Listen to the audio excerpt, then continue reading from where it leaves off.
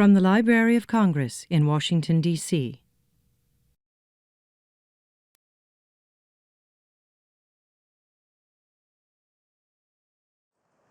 Good afternoon, everyone. Good afternoon. Welcome to the 2018 commemoration of Law Day. My name is Jane Sánchez, and I have the honor of serving as the 25th Law Librarian of Congress.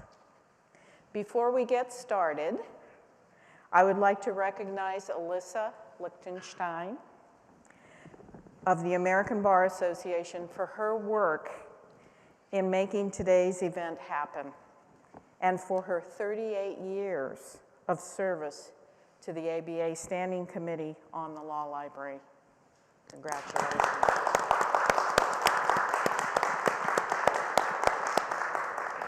So here's the good part.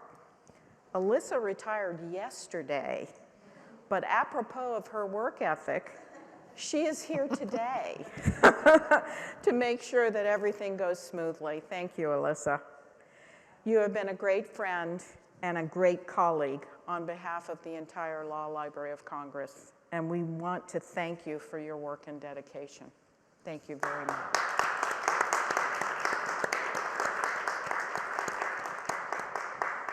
So, now on to the business of this afternoon.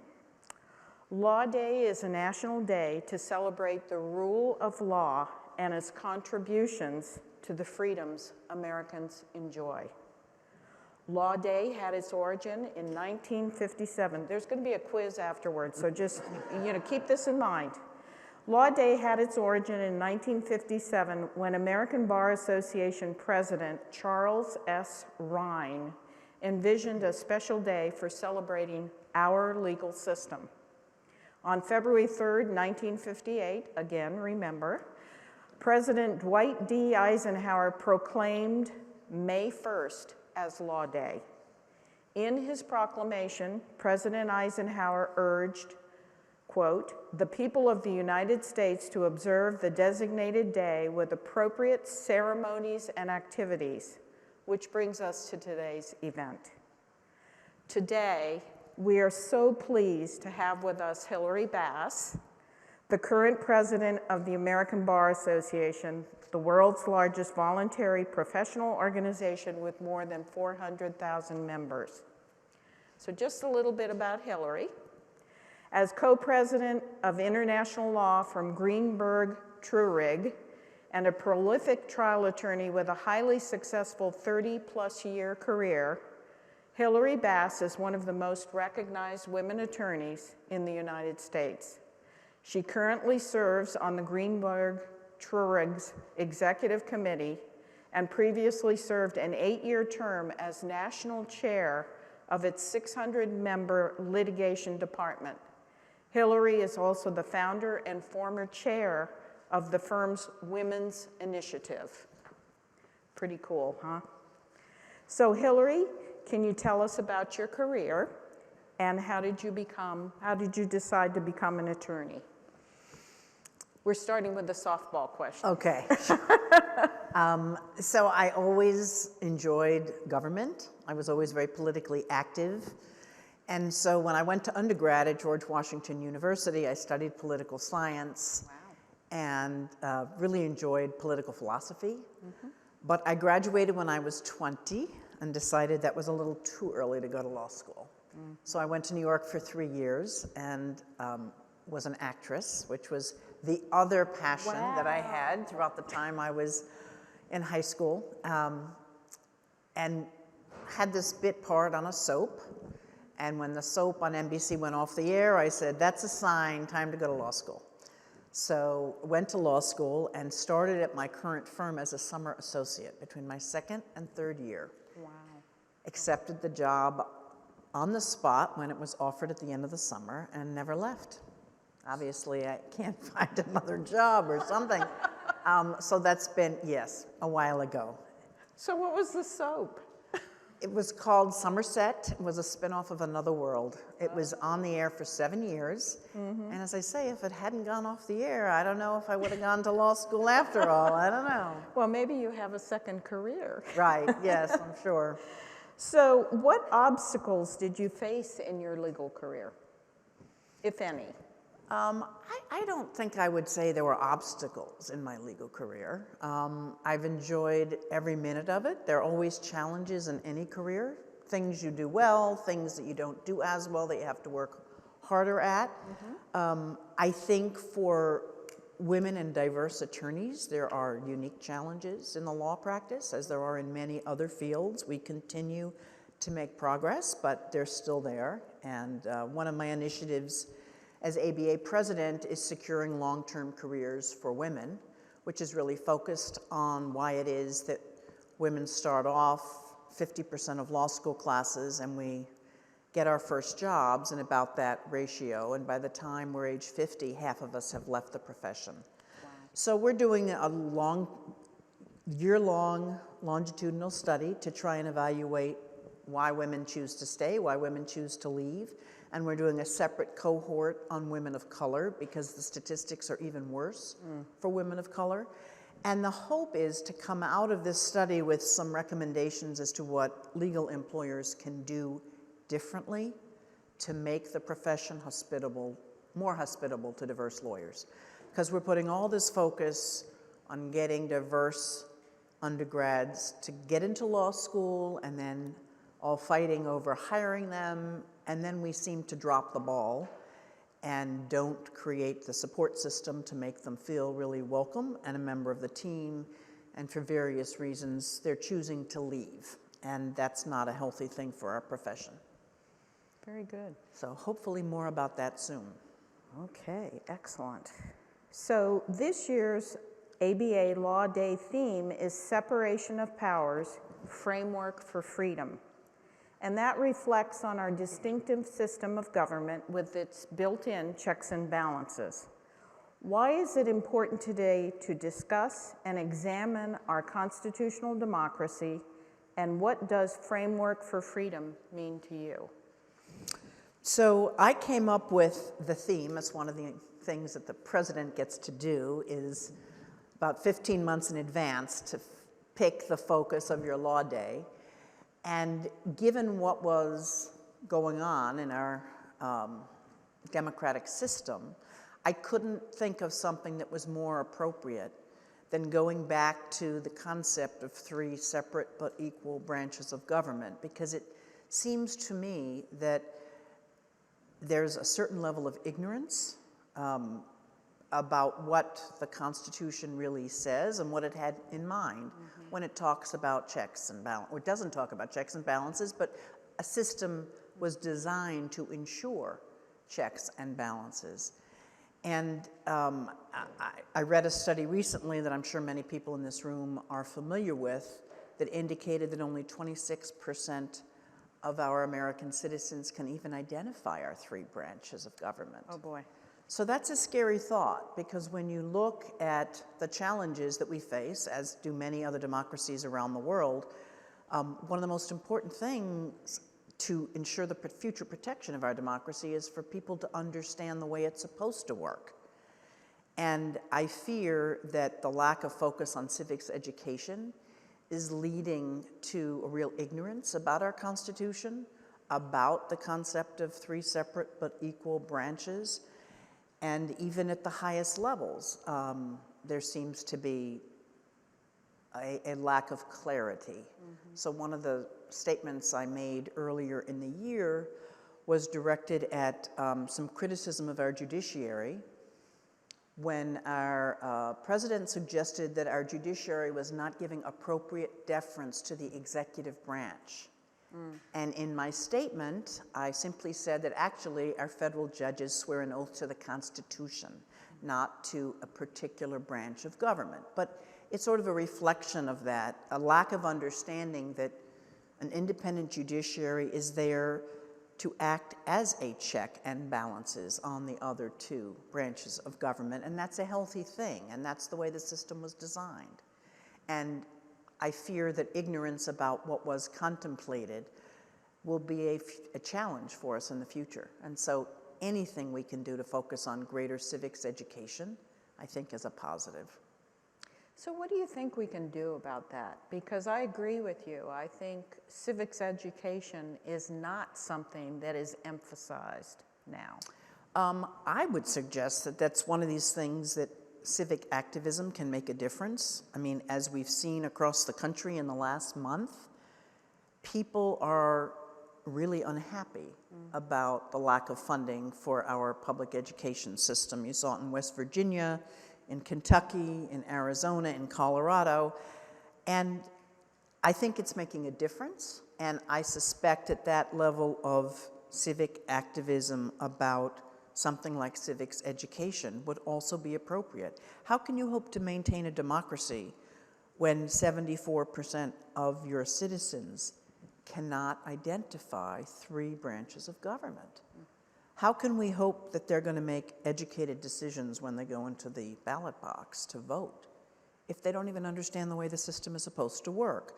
So I think it behooves all of us to get behind the movements that say we can't just be teaching to tests that teach math, science, and reading, that civics education is a fundamental underlying part of any American citizen's education. And anything we can do to support that, I think, is a very important thing. You know, one of the things that has been happening this year, and I actually participated in a small March for Our Lives, is that it would appear to me that some of our younger members, younger citizens, are much more engaged and much more thinking about voting. What do you think about that? Do you think it has a lasting impact, or I hope it's not a fly-by-night? I hope it's a lasting impact, and there's no reason to assume it won't be. I mean, I live about 50 miles from Parkland, and I can't tell you, particularly given how critical we are of public education, to see these high school students come up with a focused and really dedicated commitment to changing the law in this particular area of gun control. And as an aside, I happen to be friends with a lawyer whose grandson is one of the 5 leaders of the effort for the March for Our Lives on March 24th. And so I reached out to his grandfather and I said, I just want you to know that the American Bar Association has a real depth of policy in the area of gun control. So to the extent you would like a representative of the ABA to appear on March 24th and to talk about what the lawyers of this country believe is appropriate gun control that's consistent with the Second Amendment, I'd be happy to do so. So he spoke to his grandson and he came back and he said, Hilarie, they love the fact that you're so interested, but they've decided that they're not going to have anyone over the age of 21. So, well, I clearly cannot meet that requirement. But it was so refreshing. And in fact, you know, when I watched it on television, it was the right call because they really did speak with a unique voice, that we are the next generation, we are the new voters, and we don't understand why for years people have said, well, we just can't do anything about this. So I look forward to this new generation and how they view some of the challenges of our democracy. It's interesting, Bob and I spoke at a close-up seminar this morning on the same issue, separation of powers, and at the end, the question was asked of the students, first, how many of you do vote, can vote, and how many of you will be voting either by November or in 2020, and of course by the time you got to 2020, every hand was raised, but we asked the question, how many of you have an affiliation with a particular political party? 5 hands went up out of more than 125 students. I thought it was so interesting.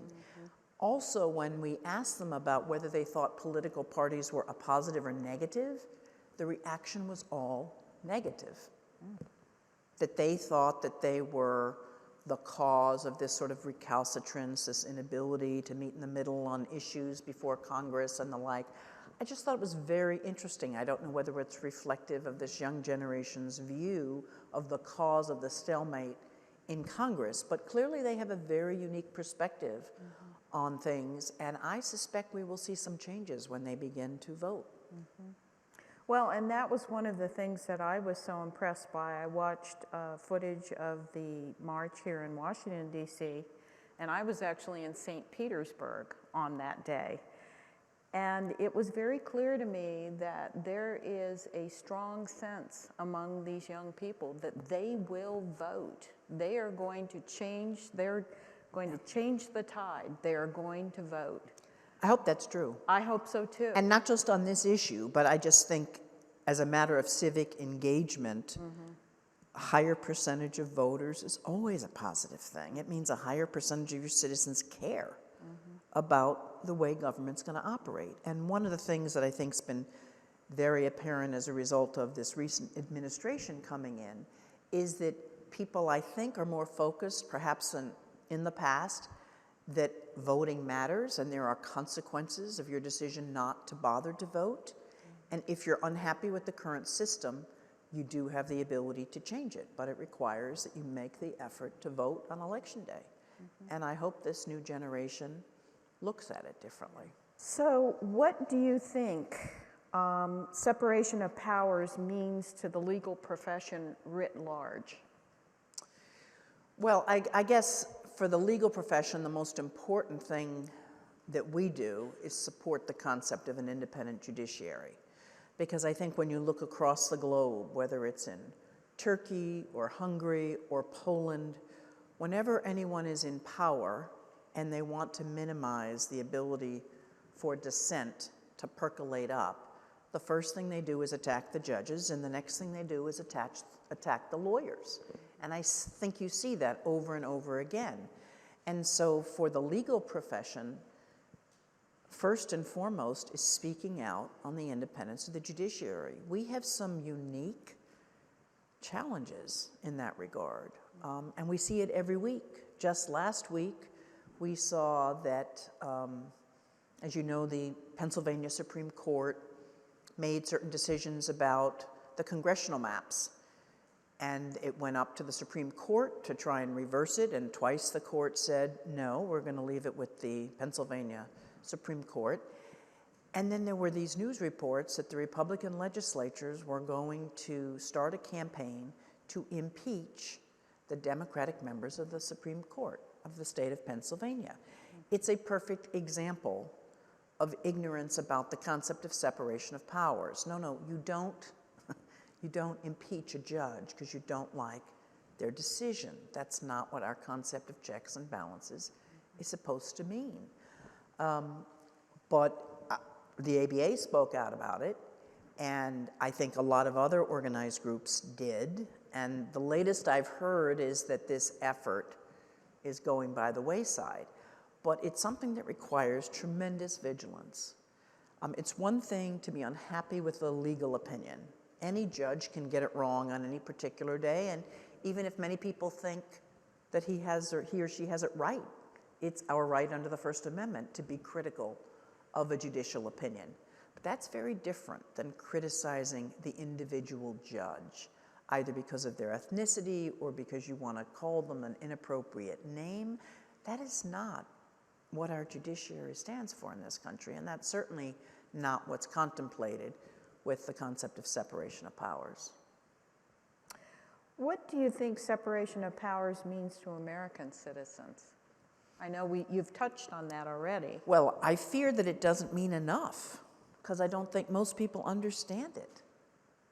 This idea that, the reason that the constitutional framers gave lifetime appointments to judges was to insulate them from the politics of the day, was to say, we're going to give you the authority to consider what the executive does, what the legislature does, and the way we're going to protect you from the politics of the day and from being swayed as to what the interpretation of the Constitution should be is to give you lifetime appointments.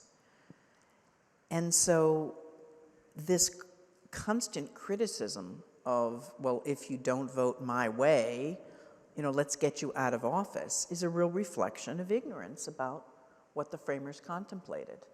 So again, I come back to civics education. We have to immerse people in the idea of what our constitutional framers intended in coming up with these separate but equal branches of government each of which serves as a check and a balance on the others. Can you talk a little bit about your term as ABA president? What do you hope your legacy will be to practicing lawyers, future lawyers, and to society? So that's a broad category. Well, I can tell you the things that I'm focused on. One of them, as I mentioned, was this issue about diversifying the profession and to not just focus on getting the pipeline, but ensuring that our profession really is hospitable to diverse lawyers and that they don't perceive that they're held to some higher standard than the other white male colleagues. We've also been spending a lot of time focusing on this Commission on the Future of Legal Education, because most practicing lawyers understand the transformative change that's going on in the practice of law. Some people suggest that the next 20 years of the law practice is going to be more transformative than the last 200. And yet we're still educating and testing our lawyers as if they're practicing in 1950. And so this Commission on the Future of Legal Ed is trying to find some alignment between what we're teaching in law school, how we're testing our law grads, and what legal employers expect them to be capable of knowing when they get out of law school.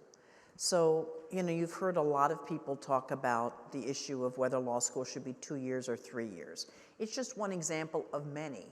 But many people think that if you had a 2-year law school program with a mandatory internship of 1 or 2 years, so that by the time law grads came out, they actually had been solving client problems for a year or two, most people think they'd be much more client ready, much more capable of solving client problems at that point than just sitting in a substantive class for another year.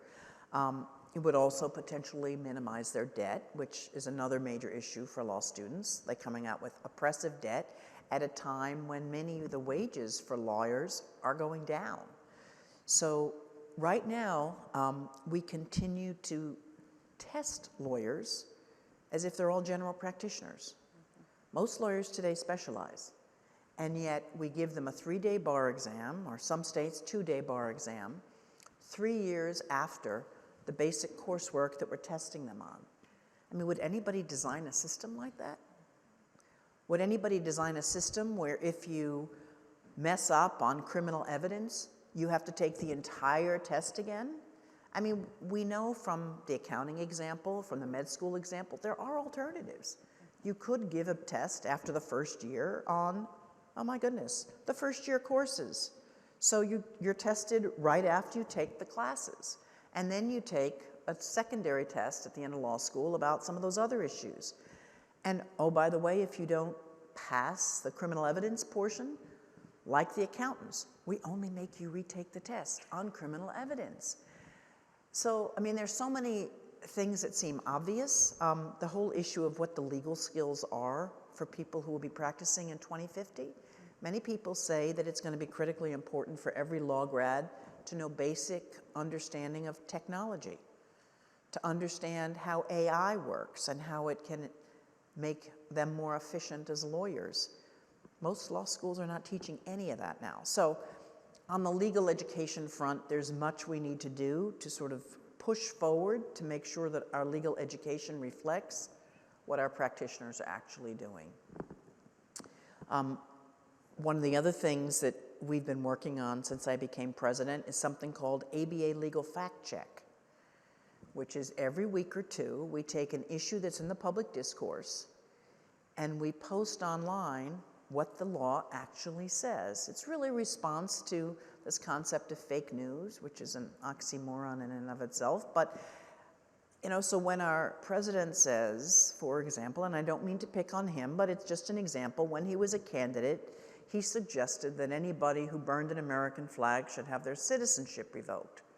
So ABA Legal Fact Check, in a completely nonpartisan way, because the ABA is a nonpartisan organization, we said, well, actually in 1978, in the case of Texas versus Johnson, the Supreme Court held that the burning of an American flag was a right of First Amendment self-expression for which there could not be a criminal penalty. So any issue that's in the public discourse, where there's apparent uncertainty as to what the law really says, we're addressing it and putting it online. So over the course of the last 10 months, we have put in an ABA legal fact check on such issues as the scope of affirmative action, what types of gun control have been found to be consistent with the Second Amendment, the scope of executive pardons, whether or not a naturalized citizen can have their citizenship revoked and on what grounds, whether or not an NFL owner can fire a player for taking a knee during the national anthem. Anything that's in, this week we're doing one on what is the scope of attorney-client privilege? And is it what the client thinks or is it what the attorney thinks? Any legal issue that's the subject of public discourse where there's a lot of debate, when we actually know what the law says, we're posting online what the law is. And we've gotten well in excess of tens of thousands of hits, and it's becoming a source for law students, but citizens in general, as well as the media, when there's a legal issue and they want to find out the definitive fact as to what the law really says about a particular issue, they can go and look at ABA Legal Fact Check. So that's just an example of some of the things that I'm focused on. I could go on for an hour, That's but I great. won't. That's great. I understand that at some point in your career, you were very involved in adoption. Can you tell us about that? Sure. So one of the cases about which I'm most proud is a pro bono case where I represented 2 foster children. And Florida, for about 25 years, had a statute on the books that categorically banned gays from adopting. You could be a felon, you could be a domestic violence victim, you could be all these other categories of problematic things, and there were statutory basis that you could prove that you would be a good parent and you would be allowed to adopt. The only categorical ban was as to gays and lesbians being able to adopt. The case had come up twice, once to the 11th Circuit and once to the Florida Supreme Court, and had been upheld both times. Wow. Both times it had been filed or challenged on the basis of the adoptive parent, saying they had a constitutional right to adopt and they were not being treated appropriately. I had the opportunity to represent these 2 foster children. And the foster children had been adopted by a gay couple. It's interesting, this gay couple had been foster parents for 13 different sets of children, and they had decided they were not going to do it anymore because it was too emotionally wrenching. They really wanted a family of their own. They had decided they were going to move to Georgia so that they could legally adopt. And they got a knock on the door the first week in December from our Department of Children and Families saying, we have these 2 children, we had to take them out of their mother's home because their mother was a drug addict and she was going in for treatment. Grandma took the other 3, and she promises she'll take these 2, but we know that you'll give them a great Christmas. So would you just take them for 2 weeks? So they, of course, opened their home for these 2 kids, 2 little boys, a 4-month-old and a 4-year-old. The 4-month-old had ringworm. He literally, his diaper was being changed by his 4-year-old older brother. The 4-year-old had stopped speaking. I don't know what kind of trauma there was in the house, but it obviously had had a tremendous emotional impact on them. And needless to say, Grandma decided she just couldn't take them. And so these children were there with them for 2 years, and they finally decided whatever it took, they were going to seek to get this law overturned. I was appointed by a juvenile judge to represent the 2 children. And I'll fast forward, but after a week-long trial, the judge found the statute unconstitutional, and it was upheld by the appellate court. We thought it was going to end up in the Florida Supreme Court, and DCF, I guess, saw the handwriting on the wall and decided the day after the appellate court opinion was issued that they would no longer ask questions about sexual orientation on their adoption petition. But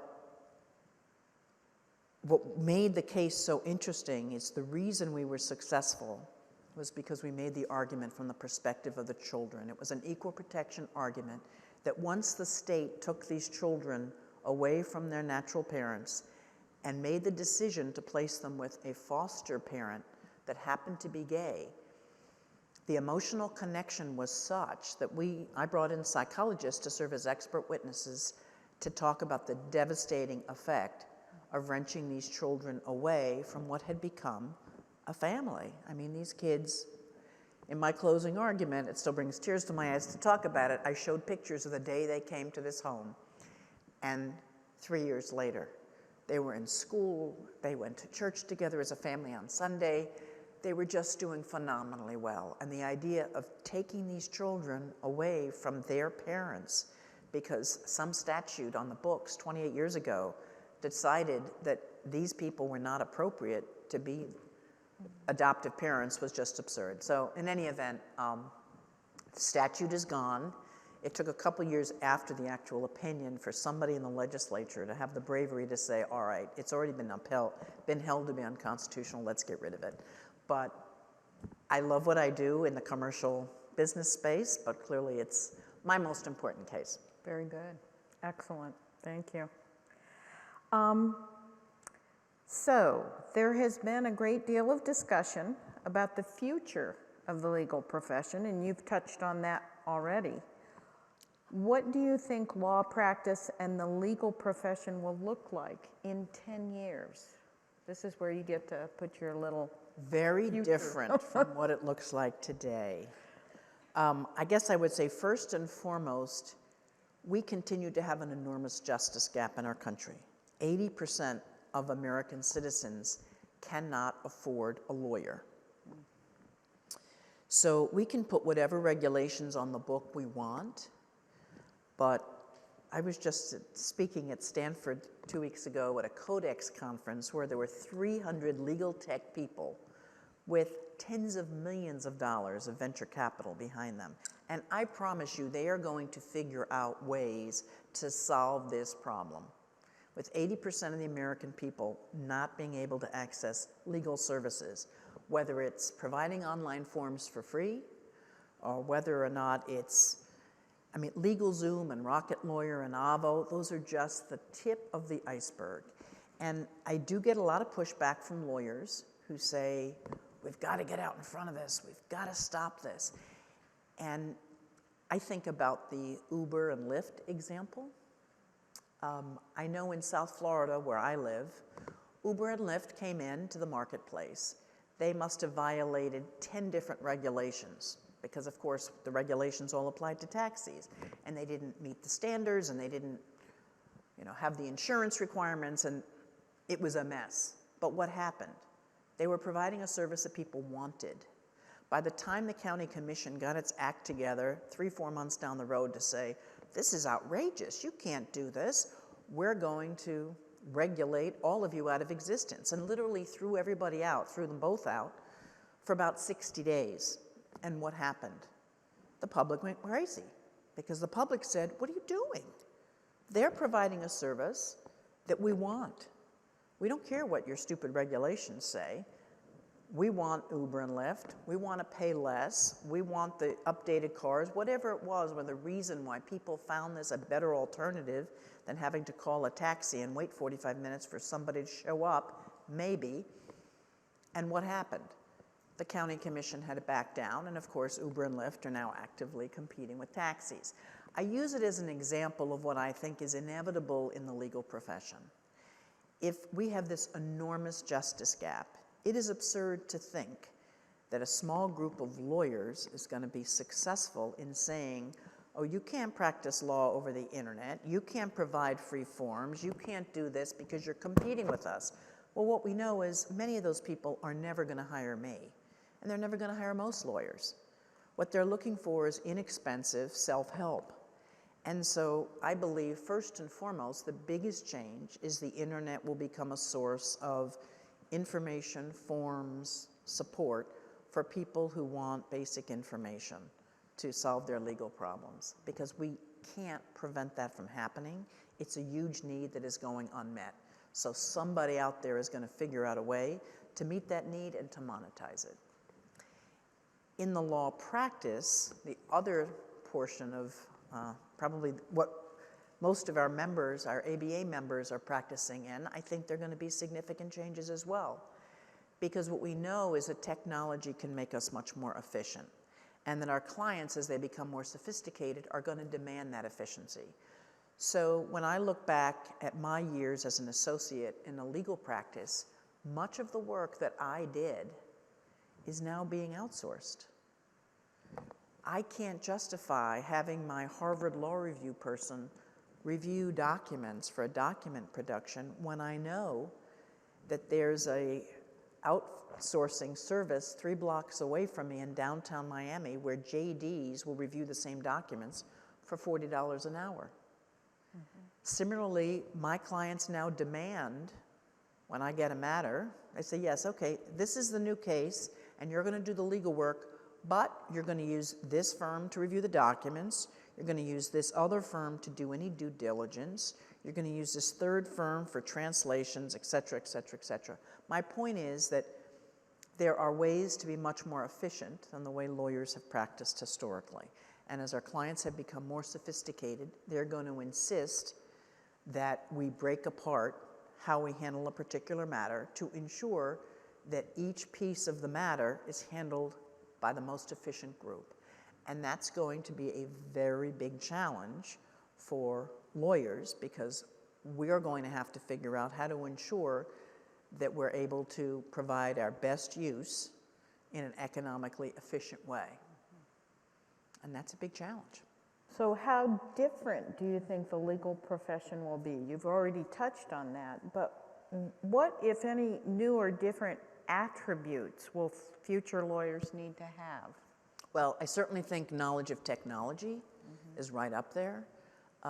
There are a lot of things, like for example, nowadays you would go into court for a 5-minute hearing and you might be in line with 20 other lawyers and you sit and wait for your case to be called and you get your 5 minutes in front of the judge and then you drive half an hour back to your office. Now, why can't all of that be done with some form of video? I mean, it used to be a big deal to have video conference. Now you go to GoToMeeting or Skype and you can put your PowerPoint up there. I mean, there's just no reason for lawyers to be wasting time to get into a car and to drive across town to show up for a 5-minute hearing where they're charging their client for 3 hours of their time when it's only really taking 5 minutes. That's just one example of many that we have to get much more efficient. I mean, I don't think lawyers will be unhappy about those changes, but it does require sort of getting with the program and figuring out, well, that means I have a whole lot more hours of my day to fill, which creates some interesting challenges. But certainly, technological savvy is going to be an important capability of any future lawyer. Okay. Any questions from our colleagues? And we do have a couple microphones. So please, this is your opportunity. Hilarie's with us for another 20 minutes, so please. Anyone? Come on, Alyssa, you can think of a question. We've got a microphone coming. There you go. Thanks. I have Whoa. a comment relating to your discussion of how lawyers can use technology and technology relating to legal services. I'd heard, at least in the homelessness and poverty arena, that there are experiments in Skyping with lawyers for clients who live in rural communities. And is that something that the ABA is looking at promoting? So one of the focus of our pro bono efforts this year is providing legal assistance to homeless youth. There are over 1 million children in our country that live on the street or couch surf but don't have a home to go to at night. And one of the things we've been focusing on is trying to get bar associations, law firms, in-house groups to pair with homeless shelters in their community to be available, whether by phone or once a month, in a homeless legal clinic to answer basic questions for these youth. 2 weeks ago, I was at Google, and they've been very engaged in this project, and they have started a program where they have a terminal in the homeless shelter where people can Skype their legal questions to an in-house lawyer who's willing to say, I mean, it's very easy to get a lawyer to say, I'll commit an hour or 2 hours to answer basic legal questions. It's much tougher when you say, oh, and by the way, we want you to get in your car and drive an hour and a half and then, you know, battle traffic to come back to the office. So that's a perfect example where we can use technology to address so much of this. As long as the homeless shelter has a terminal and can utilize that capability, you can have a whole wealth of additional lawyers who are more than happy to spend half an hour answering questions. And what we've created in the homeless youth space is a whole toolkit. We have one for Washington, D.C., one for New York, one for Florida, one for California, where any lawyer can get the basic information they need, because we know the questions of many of these homeless youth are oftentimes the same. How do I get back in school? I'm a runaway from foster care. I want to get my high school degree. How do I get access to my birth certificate because I want to get a driver's license and I'm in a foster care environment, I don't know how to do that. How do I apply for public benefits because I believe I meet the requirements? There are all kinds of questions, but there's a lot of repetition. So these toolkits we put together, and they're also online. So any lawyer sitting in their office can say, oh, birth certificate or eliminating a criminal infraction, type it in, and they get all the information they need right there to answer these basic questions for these homeless youth. Fantastic. Anyone else?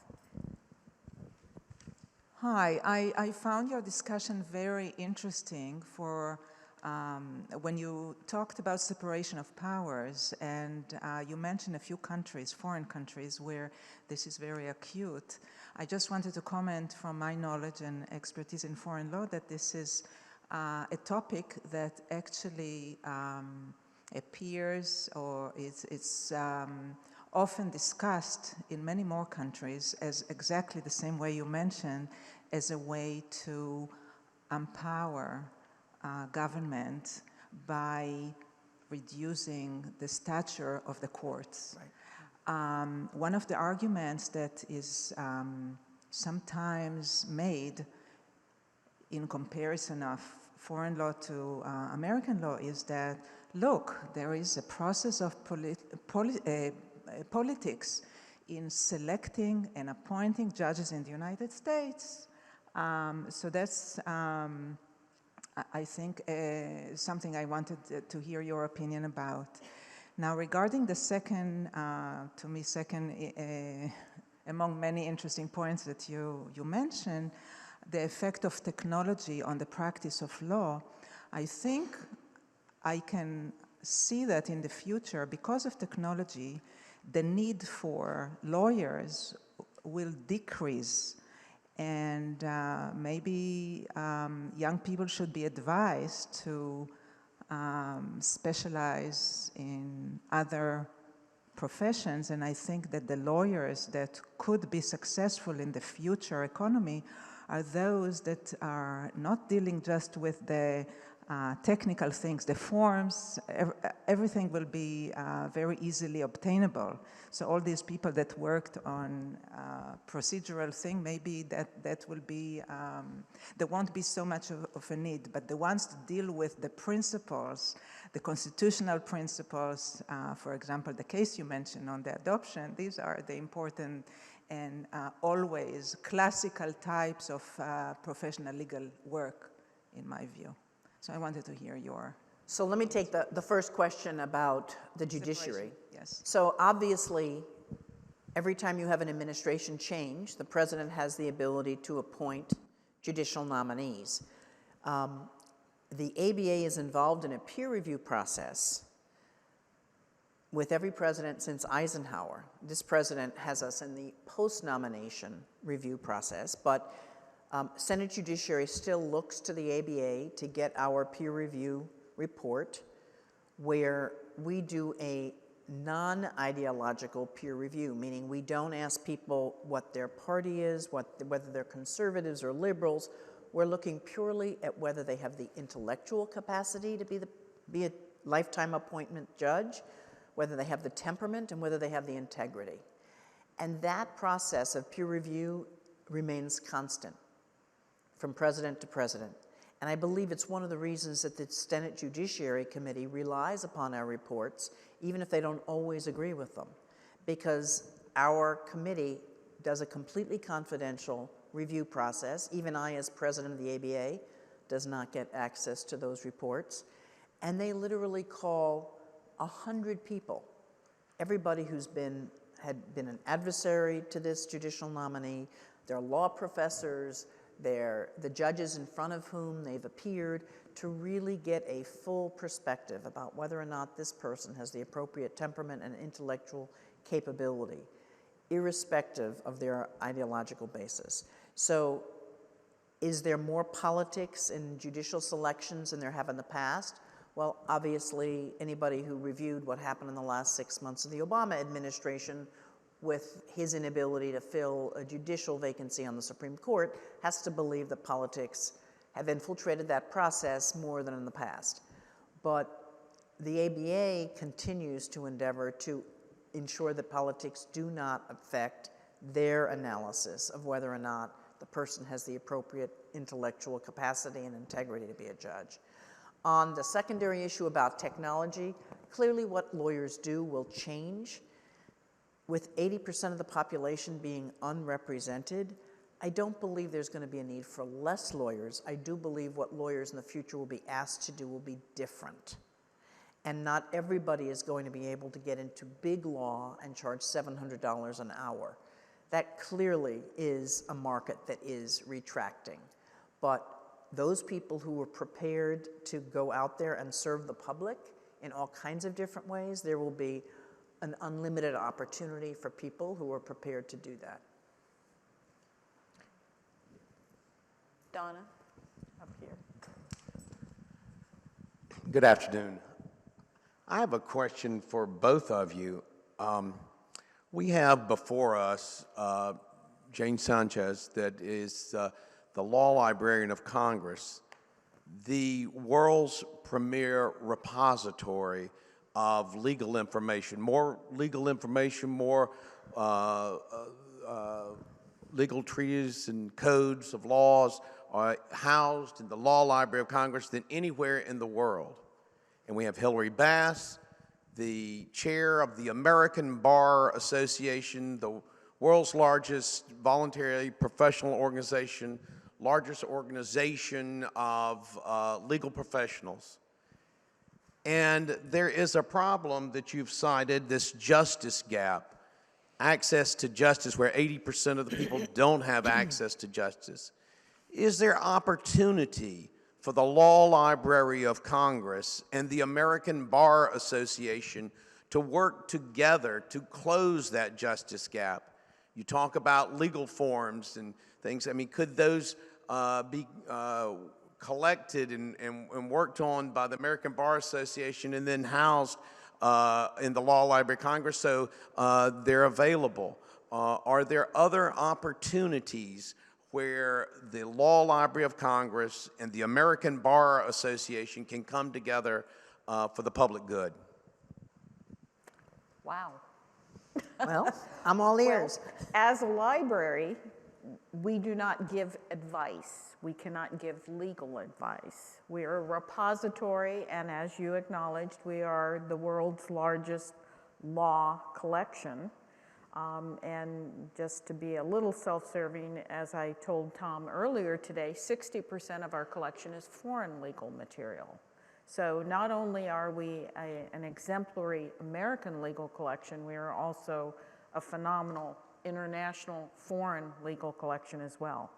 But as librarians, even though many of our librarians are JDs and MLSs, we do not give legal advice. We will help people do their own research. We will help them find the materials they need, but we cannot provide legal advice. We are not practicing attorneys.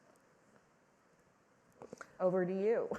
Well, there's certainly a lot that, whether it's the Law Library of Congress or libraries in general, can provide as far as capabilities. One of the things that I would like to see in every courthouse is some kind of ombudsman that assists people who are there pro hoc, meaning on their own, to basically say, this is where you go for this, and this is what you do for that, as well as a kiosk where every state form for the basic filings would be available. I mean, for example, uncontested dissolution of a marriage without children. It's a simple form. Why can't there be a kiosk in every courthouse that has the state-recognized form? You just type in your name, and it puts it out in triplicate, and you're done. They say, oh, and by the way, this gets filed in room 212. I mean, why shouldn't we make that available to our citizens who are paying the taxes to keep the building in place? Why don't we create the opportunity for online dispute resolution? I had hoped this year, and it doesn't look like it's going to happen, that the ABA come up with a pilot project for small claims court. Right now, if you're a low-income person and you have, let's say it's a car repair for $800, and the repairman runs off with your money, that's a critical amount of money to you, and you have no choice but to file a small claims filing. Our current system requires that person to take a day off of work, get on a crosstown bus, travel for an hour and a half, wait around for 2 hours to be called, be given 5 minutes with the judge to be told, go in the other room and try and resolve this. If you don't resolve it, you come back and are told, well, we'll give you a trial date 6 weeks out where you, again, take a day off of work. Again, why would we have to do any of that? Why can't we have people dictate into their smartphone what their claim is, have a dedicated email address where it goes directly to the court? Obviously, we have to figure out how we serve the defendant, but you can have a judge on Skype with 2 people on FaceTime and resolve the whole dispute within a matter of minutes. And I believe that if we have 80% of our population not able to access our court system, there are so many things we could do to make them believe that the courthouse doors are open to them. Because again, when you get to the issue of having confidence in our democracy, if the vast majority of our population does not believe they can access the courts, that impacts their view of our whole democracy, because they believe it doesn't serve them. It only serves the other people. And that's not healthy. So we've got to figure out a way to ensure that everybody perceives that there are ways to access the courts to help solve their problems. Appreciate the presentation, questions and the responses. One comment for you: you've mentioned everything from education and of course many of our societal issues. You have a veritable army available to you that you might want to consider. And that is, we're seeing about 10,000 baby boomers retire almost every day, and many of those are well educated and heading into retirement attorneys, and yet we're on the cusp of a period where good health favors many of them, and they have financial resources. We don't seem to have an organized method that could bring those individuals into the fold to help staff some of the positions you've just mentioned in the courthouse, provide civic education by individuals who are knowledgeable about separation of powers and many others. There is hardly an issue that hasn't been touched by these people that have spent 30, 40 years in some cases, ranging from small practitioners up to the judiciary. So one piece for you is, yes, it's great to talk about the technology and the application and the rest of it, but the human talent that you have available to you might be another piece. I love it. Thank you. Excellent. That's a great suggestion. Very nice. Okay, I think we shall begin to wrap up. Oh, one I'm more? so sorry. One question. Well, I've sat here and I've heard President Bass speak on the issues with women and the legal profession and staying in the retention of women in the legal profession. And I know you've talked about you have a task force that's studying that, but I'd be curious if you're able to discuss or add any perspective on what type of things you're seeing as to why women are leaving the profession and not staying, in particular, especially with the minority women, and they're the greater gap. And so I would just be interested in hearing more from that. Well, some of the consistent responses we're getting, and obviously don't come to any direct conclusions because we'll do that by the end of the year, but one of the top things we hear is women complain about something called success fatigue. And this is basically the idea that women and minority lawyers perceive that they have to do everything just a little bit better than their white male colleagues to get the same level of recognition. And initially, that's a bargain that we all make because we want to prove ourselves and we want to reach that partnership level and be successful. But at some point, women tell us it's just very fatiguing. And at 25 years in, they finally say, you know what? I don't want to do this anymore.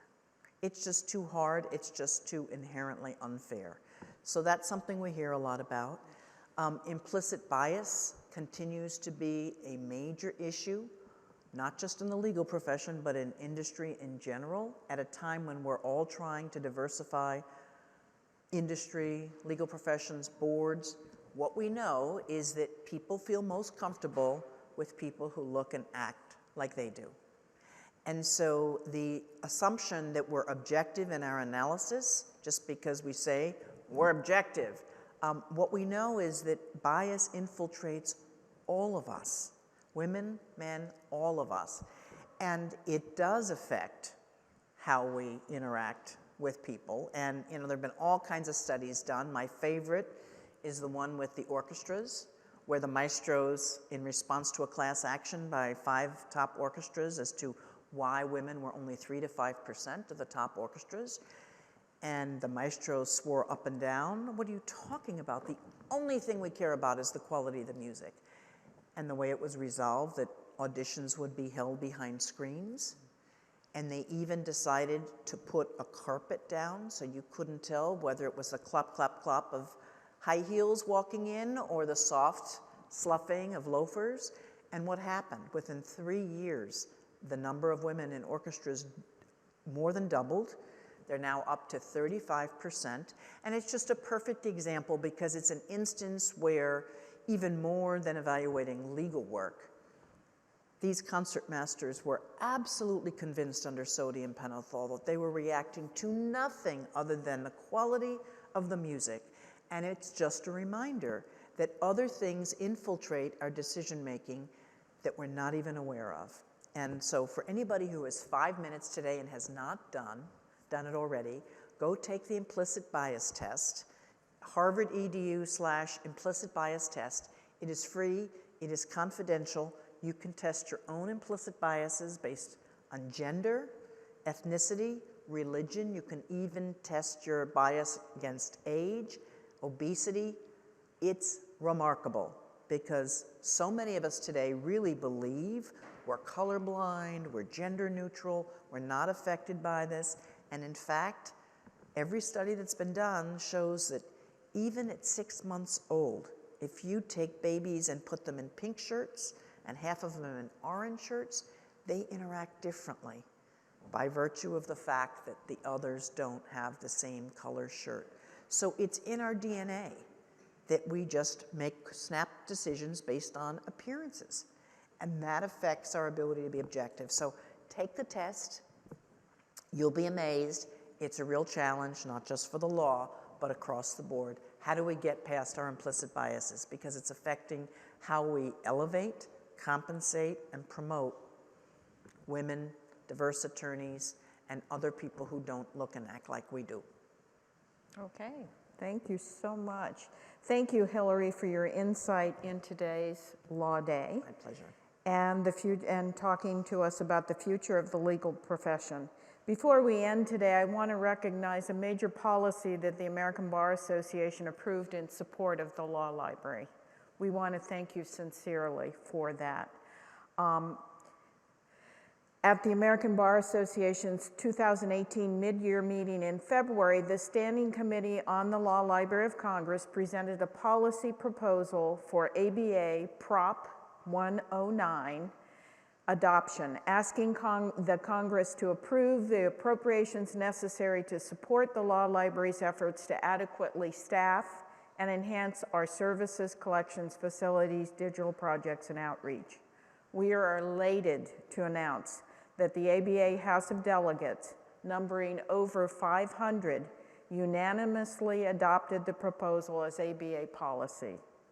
This was unprecedented, and as a result, the Law Library can count on ABA's wide support for many years to come. Thank you so much.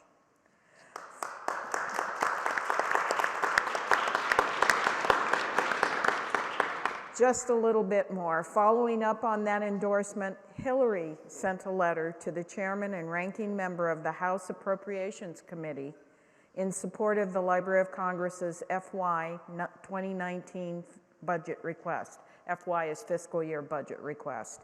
With the ABA's support and Congress's approval of our budget, the Law Library hopes to increase its services to the legal community and increase the amount of digital materials that we offer free from our website.